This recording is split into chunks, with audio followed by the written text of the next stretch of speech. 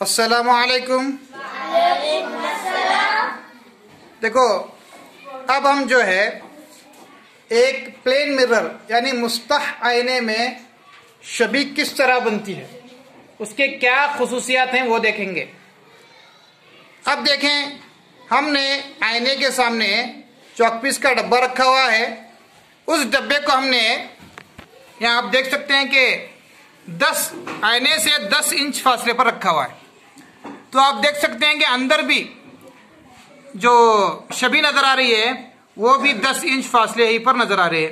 अब हम डब्बे को उठाकर 20 इंचिस यहाँ लिखा हुआ देख सकते हैं आप 20 इंचिस पर रखते हैं तो वहां भी क्या होता है 20 इंचिस पर नजर आता है।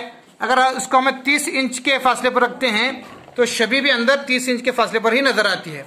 अगर हम उसको किनारे पर लेते हैं टेबल के तो वहां भी आईने के टेबल के किनारे ही नजर आता है। यानी अब इसमें 3 खुसूसियात क्या हैं कि शबी जो बनती है वो बिल्कुल सीधी बनती है, जिस तरह डब्बा है उसी तरह उसमें नजर आता है, सीधा।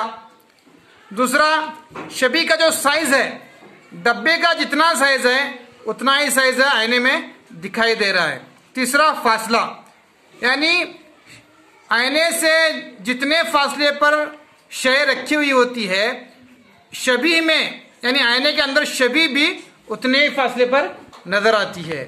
तो ये मुस्तह आईने की खुसूसियात हैं। अब हम यही तजुर्बा मोमबत्ती के साथ कर रहे हैं।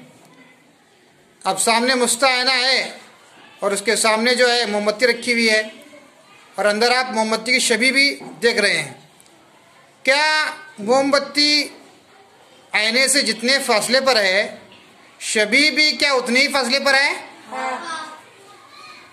मोमबत्ती की शबी सीधी नजर आ रही है या उल्टी नजर आ रही है? सीधी। मोमबत्ती का साइज शबी में छोटा नजर आ रहा है, बड़ा नजर आ रहा है?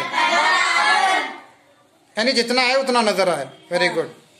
तो ये मुस्तह आईने में बनने वाली शबी की खुसूसियात हैं जी। अब जो है मुस्तह आईने में बनने वाली शबी की एक और ख़ासियत हम देखेंगे। हमारा एक लड़का ठहरा हुआ है आईने के सामने। बेटा सीधा हाथ ऊपर करो, दायां हाथ। आप देख सकते हैं कि लड़के का दायां हाथ ऊपर है लेकिन उसकी जो शबी अंदर नज़र आ रही है उसका वो बायां हाथ ऊपर नज़र आ रहा है। अब नीचे करो, बायां हाथ ऊपर करो। अब आप देख सकते हैं कि उसका अंदर की शबी का सीधा हाथ हमें नजर आता है, यानी नीचे करो।